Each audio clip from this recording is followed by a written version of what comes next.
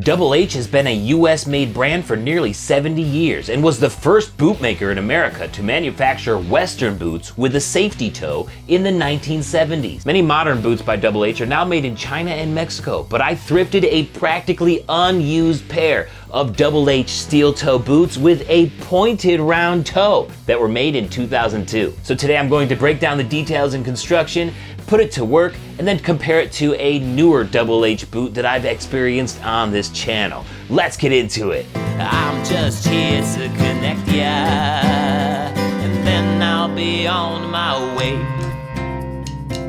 Hey everybody, my name is Jeremiah Craig. Welcome back to the channel and thank you so much for watching.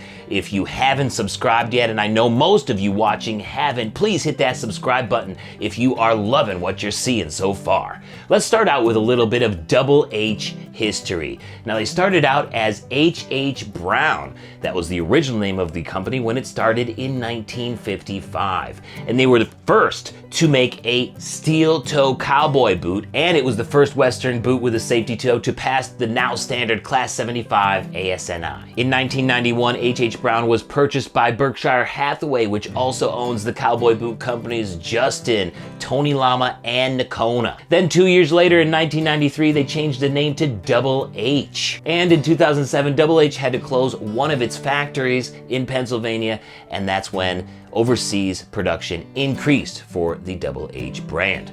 I got these boots from shopgoodwill.com and I talked to Double H about them. They said that this was made in 2002, but then they discontinued this model in 2005. And because these boots have been discontinued for such a long time, this is going to be more of an entertainment than kind of a shopping around review. I just really like the fact that these steel toe boots have a pointed round steel toe. This is so unique and I just had to have these boots. So I wanted to share the experience with you all with this video. With that, let's jump into the rundown.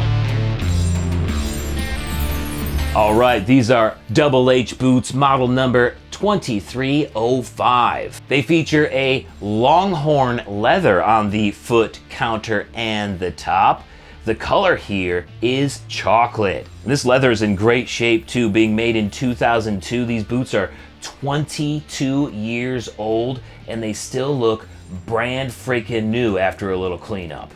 The biggest reason why I like this boot is because it features an R toe, and that's a narrow R toe, almost a J toe, and it has a steel toe here, which is just nuts. I've never seen a boot like this, and I just think it's really cool. Comment below if you think that they should make more steel toe boots with toes like this. The boot comes in at 11.5 inches tall, and down here we have a 1 5/8 composite heel. So Double H has always been a budget brand here in the US, and a composite heel is pretty much necessary to create a budget boot. And not that there's anything wrong with a composite heel like this too, especially for a work boot.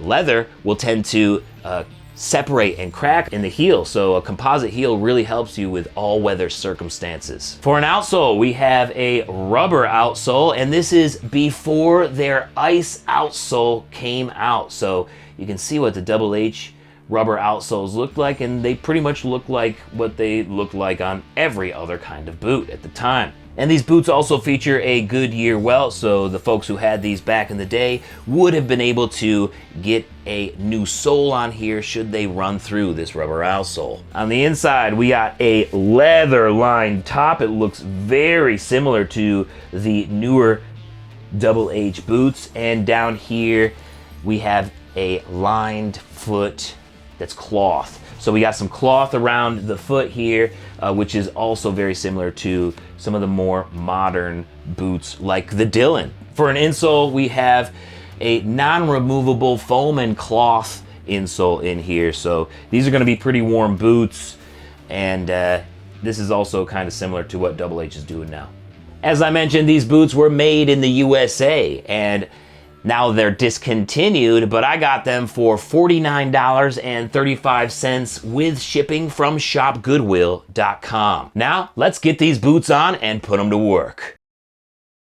Alright, showed up in the boots and these redhead jeans that I cut slits in to be more boot cut, and I'm not really a huge fan of the look generally, but these are work jeans, so it really doesn't matter. And these boots are true to size and a perfect 12B fit for me. I love the toe shape for a pair of work boots. So I'm at my buddy Steve's house and he's trying to fix the drainage in his yard so his basement doesn't flood anymore. All of this is gonna get tore up and he's gonna put in a retaining wall and bring up the front yard a little with the spoils we tear up from the back.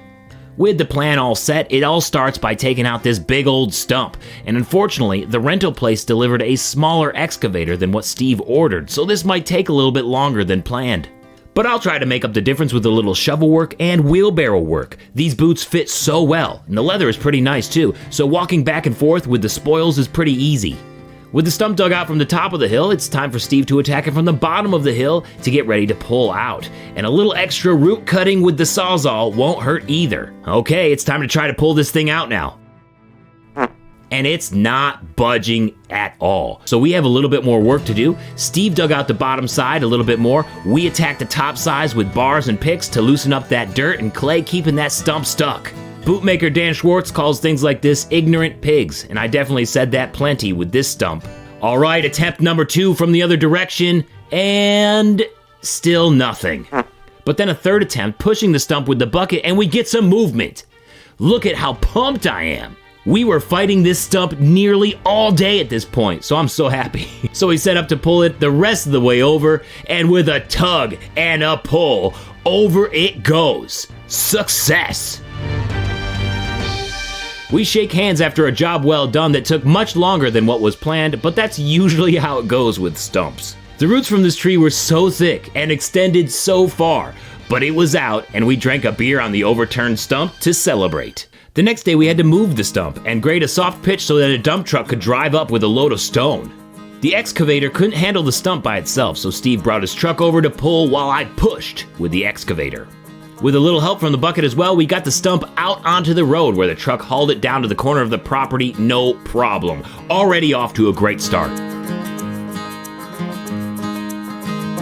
Now it was time to move some dirt to prep for the stone delivery at the end of the day. Lots more shovel and wheelbarrow work, moving dirt, but no issues with these boots on day 2. The fit is great. A little bit of raking to fill in the divots, and by early afternoon we had a great pitch for the truck to drive up on. And here they are, Finger Lake Stone Company, with the first load of stone for this project. No issues with the pitch of the ramp we made for them, and they were gone as fast as they arrived. Another successful finish to day 2 in Double H steel toe boots. I wasn't able to help out the next day, but it rained a ton for those guys, so my third day of helping, it was such a muddy mess. The goal for the morning was to remove the previous drainage pipes Steve had hired somebody to put in. Once uncovered, we found that they were installed wrong and weren't doing anything really, which Steve wasn't happy about, wasting all that money hiring somebody. And I can't say I blame him. With the old pipes out, it was time to prep the ground for the new pipes, but we had a bit of an issue. All of the mud caused a track on the excavator to get thrown, so the whole right side wasn't moving at all. I tried to pull it back on, but no luck on the first try, so Steve tried to help too, but still, nothing. So Steve tried to reposition the excavator to get at the track better, but it was too muddy. So it was time to switch it up while we waited for the ground to dry out and work on the retaining wall that they started the day before. Carrying blocks up a hill in steel toe boots is always a good workout, so we got to work installing some drainage pipe on this side of the wall and covered it up with some fabric, and now to top it off with some stone.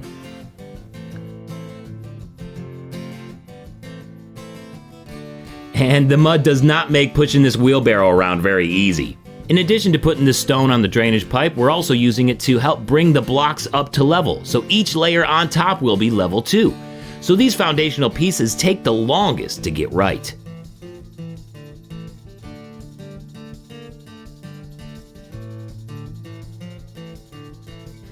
With everything looking good, we backfill the rest of the stone. Then the fourth day was very much the same, as we created some steps to get to the top portion of the yard on the other side of the retaining wall. And that was the bulk of the work that Steve needed help with, so after 4 days, I was very happy with the performance of these Double H steel toe boots.